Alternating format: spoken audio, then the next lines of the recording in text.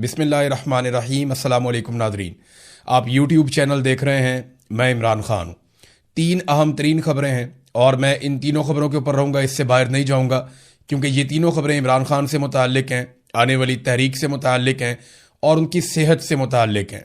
اور علیمہ خانم نے کیوں کہا کہ محمد مرسی کی طرح عمران خان کے ساتھ کیا جائے گا، حقائق کیا ہیں، میں آپ کے سامنے رکھتا ہوں۔ سب سے پہلے تو سہیل آفریدی صاحب نے ایک بڑا اچھا قدم اٹھایا اور یہ بڑا بولڈ قدم ہے، یعنی کسی بھی صوبے کا وزیر اعلیٰ یا وزیر اعظم پاکستان، یا 3 دفعہ وزیر اعظم رہنے والا نواز شریف، یا پاکستان کا فیلڈ مارشل جو بہت انہیں ذہین کہا جاتا ہے، ان میں سے کوئی بھی میڈیا کو اس وقت فیس نہیں کر سکتا، کوئی بھی اس طرح میڈیا سے مل کر سخت ترین سوالات نہیں لے سکتا۔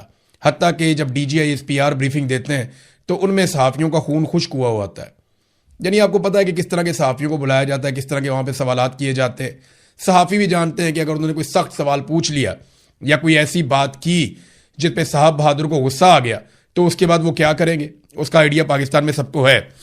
تو سہیل آفریدی صاحب نے بہت سارے سوالات کے جواب دیے ہیں۔ میں سب سے پہلے تو میں شکریہ ادا کروں گا ڈیجیٹل میڈیا کے جو جرنلسٹ ہیں، سب سے اچھے سوالات انہوں نے کیے، یعنی صحافی تو بہت سارے وہاں پہ گئے، لیکن جو سوالات ڈیجیٹل میڈیا کے جرنلسٹ ہیں انہوں نے کیے، اس سے یہ پتہ چلتا ہے کہ پاکستان کا آنے والا جو مستقبل ہے صحافت کا، وہ بڑا روشن ہے۔ جو ڈیجیٹل میڈیا کے لوگ وہاں پہ گئے انہوں نے زیادہ سخت سوالات کیے، زیادہ ریلیونٹ سوالات کیے، اور انہی کے سوالات کے اندر سے خبریں بنی ہیں۔ سب سے پہلے تو ذیشان عزیز صاحب نے بڑے اچھے سوال کیے، آغا شیخ سرور صاحب نے، شاکر احوان صاحب نے، زعیم لغاری صاحب نے، اور بہت سارے اور دوست ہیں، بڑے اچھے سوالات کیے۔ کچھ جو ریگولر جرنلسٹ ہیں انہوں نے بھی اچھے سوالات کیے۔ تو کچھ چیزیں جو کلیئر ہوئی ہیں وہ میں آپ کے سامنے رکھ دیتا ہوں۔ نمبر 1، انہوں نے یہ کلیئر کیا کہ رسائی نہیں، رہائی کے لیے تحریک چل رہی ہے۔ یہ سوال میں نے بھی اٹھایا تھا کہ سہیل آفریدی کا یہ کہنا کہ عمران خان صاحب تک رسائی کے لیے تحریک ہے، رہائی کے لیے نہیں ہے، تو وہ معاملہ انہوں نے کلیئر کیا کہ جی پہلے شاید میں سمجھا نہیں پایا یا کنفیوژن ہو گئی، یہ تحریک عمران خان صاحب کی رہائی کے لیے ہے، ان تک رسائی کے لیے نہیں ہے۔ دوسرا، انہوں نے ایک اور بات بڑی اچھی طرح کلیئر کر دی کہ فرض کریں کہ اگر عمران خان صاحب سے ملاقات ہو جاتی ہے تو پھر آپ کیا کریں گے، یعنی اگر ملاقات ہو جاتی ہے مارچ سے پہلے تو آپ کیا کریں گے۔ تو انہوں نے کہا جی عمران خان صاحب پھر جو پیغام دیں گے اس کے مطابق ہم عمل کریں گے۔ اگر عمران خان صاحب جیل سے یہ پیغام بھیجتے ہیں کہ آپ مارچ نہ کریں تو ہم نہیں کریں گے، اگر وہ جیل سے یہ پیغام بھیجتے ہیں کہ مارچ ضرور کریں تو پھر ہم کریں گے۔ اور پھر یہ بھی پوچھا گیا کہ جب آپ وہاں بیٹھے ہوں اور احتجاج کر رہے ہوں، اس وقت اگر عمران خان صاحب کی فیملی کی ملاقات کروا دی جاتی ہے تو انہوں نے کہا اس صورت میں بھی عمران خان صاحب ہی فیصلہ کریں گے کہ ہم نے اٹھنا کب ہے۔ تو اٹھنے کے حوالے سے ایک کلیئرٹی وہ یہ لے کر آئے کہ ہم عمران خان صاحب کی رہائی تک نہیں اٹھیں گے، ہم اٹھیں گے تب جب عمران خان صاحب کو رہا کر دیا جائے گا، اور اگر ان کی رہائی سے پہلے ہمیں اٹھانا ہے تو اس کا حکم عمران خان صاحب جاری کریں گے تبھی ہم اٹھیں گے۔ تو یہ ایک بڑی کلیئرٹی آئی اس سارے معاملے میں۔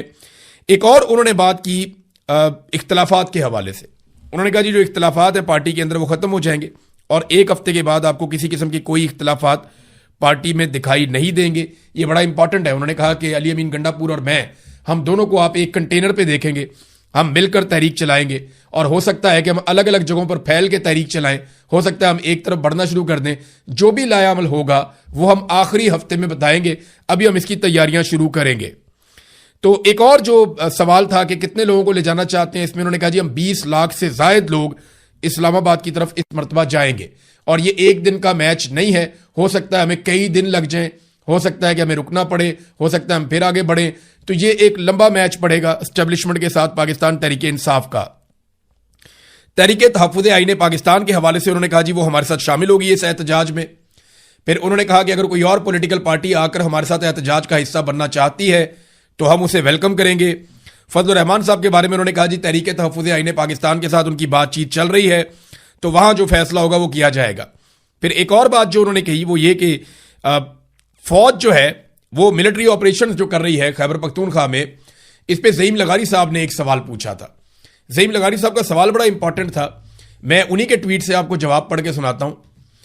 انہوں نے سوال کیا کہ خیبر پختونخوا میں ملٹری آپریشن جاری ہے، جبکہ عمران خان صاحب نے آپ کو وزیر اعلیٰ اسی لیے بنایا تھا کہ آپ آپریشن رکوانے کے لیے کردار ادا کریں۔ سہیل آفریدی صاحب نے واضح جواب دیا کہ فوج وہاں آپریشن کر رہی ہے، زبردستی آپریشن کر رہی ہے، اور بدماشی کے ساتھ آپریشن کیا جا رہا ہے، ڈرون فوج خود کر رہی ہے اور بدماشی سے کر رہی ہے۔ سہیل آفریدی کے مطابق صوبائی حکومت کی مخالفت کے باوجود خیبر پختونخوا میں آپریشن مسلط کیا جا رہا ہے۔ ان کا موقف اس سے قبل بھی یہی رہا ہے کہ صوبے میں فوجی آپریشن کے فیصلے صوبائی حکومت کو اعتماد میں لیے بغیر مسلط نہیں کیے جانے چاہیے۔ تو یہ سہیل آفریدی نے کیٹیگوریکلی کہا کہ اس فوجی آپریشن سے ان کا کسی قسم کا کوئی تعلق نہیں ہے۔ موٹی موٹی باتیں جو انہوں نے بتائی، انہوں نے کہا جی کہ تمام پارٹی نے مشاورت کے بعد 27 تاریخ کی کال دی ہے۔ اس کی وجہ یہ ہے کہ موسم بدل جائے گا، عدلیہ کی چھٹیاں ختم ہو جائیں گی، وکلا بھی آ جائیں گے، انہوں نے بھی تحریک کا اعلان کیا ہوا ہے اور دیگر کچھ چیزیں انہوں نے بتائیں۔ انہوں نے کہا ہماری حکومت چلی بھی جاتی ہے، کوئی فکر نہیں، ہم اس مقصد سے پیچھے نہیں ہٹیں گے۔ علیمہ خانم کی جو اسٹریٹ موومنٹ کے لیے انہوں نے جو تحریک چلائی اس سے ہمیں بہت فائدہ ہوا ہے اور 27 ستمبر کو بھی ہمیں فائدہ ہوگا۔ یہ احتجاج پچھلے احتجاجوں سے مختلف ہوگا اور ہم جو پلان کریں گے وہ 7 دن پہلے بتائیں گے۔ اچھا، یہ چیزیں انہوں نے کہی۔ سب سے پہلے عمران خان صاحب کی رہائی کا مطالبہ ہے، انہوں نے کنفرم کر دیا کہ رسائی نہیں، رہائی۔ جو ایک اور بڑی اہم بات انہوں نے کہی وہ میں آپ کے سامنے اب رکھتا ہوں۔ انہوں نے کہا کہ مجھے دھمکی دی گئی کہ اگر تم لانگ مارچ کا اعلان کرو گے تو 5 دنوں کے اندر تمہیں فارغ کر دیا جائے گا، یعنی تمہیں نااہل کر دیا جائے گا۔ یہ سہیل آفریدی صاحب نے باتوں باتوں میں بتایا۔ اس پہ ذیشان عزیز صاحب نے سوال کیا کہ آپ کو دھمکی دی گئی تو دھمکی دینے والا کون ہے جس نے آپ کو دھمکی دی کہ آپ کو 5 دن کے اندر فارغ کر دیا جائے گا اگر آپ نے لانگ مارچ کا اعلان کیا تو ایک بات تو آپ اپنے ذہن میں۔ اچھا، اس پہ انہوں نے جواب جو دیا سہیل آفریدی نے کہ سیکٹر کمانڈر نے دھمکی دی تھی۔ پھر بعد میں نے چند صحافیوں سے رابطہ کیا تو انہوں نے کہا جی یہ پشاور کا سیکٹر کمانڈر نہیں ہے، یہ بھی کنفرم کیا گیا۔ اب یہ 2 ہی ہو سکتے ہیں، یا اسلام آباد کا ہو سکتا ہے یا پشاور کا سیکٹر کمانڈر ہو سکتا ہے۔ تو جب یہ خبر آئی کہ پشاور کا نہیں ہے تو پھر تو یہ اسلام آباد کا سیکٹر کمانڈر ہوگا، اس نے یہ دھمکی دی ہے۔ اب دیکھیں، جو ایک لانگ مارچ کا اعلان ہے نا، یہ ایک پولیٹیکل موو ہے۔ اس کی آئین اور قانون میں اجازت ہے کہ آپ پرامن احتجاج کر سکتے ہیں، آپ لانگ مارچ کر سکتے ہیں۔ یہ کوئی غیر آئینی اور غیر قانونی چیز نہیں ہے۔ اس کے اوپر اگر کوئی سرکاری ملازم یا کوئی فوجی آفیسر جس نے حلف لیا ہے کہ وہ سیاست میں مداخلت نہیں کرے گا، اگر وہ ایک منتخب وزیر اعلیٰ کو جو کروڑوں لوگوں کا نمائندہ ہے اس کو اگر دھمکی لگاتا ہے اور اسے یہ کہتا ہے کہ میں تجھے نااہل کر دوں گا 5 دن کے اندر اگر تو نے لانگ مارچ کا اعلان کیا تو سیکٹر کمانڈر کی یہ دھمکی جو ہے وہ اس کے حلف سے غداری ہے اور اس کے اوپر آرٹیکل 6 لگنا چاہیے۔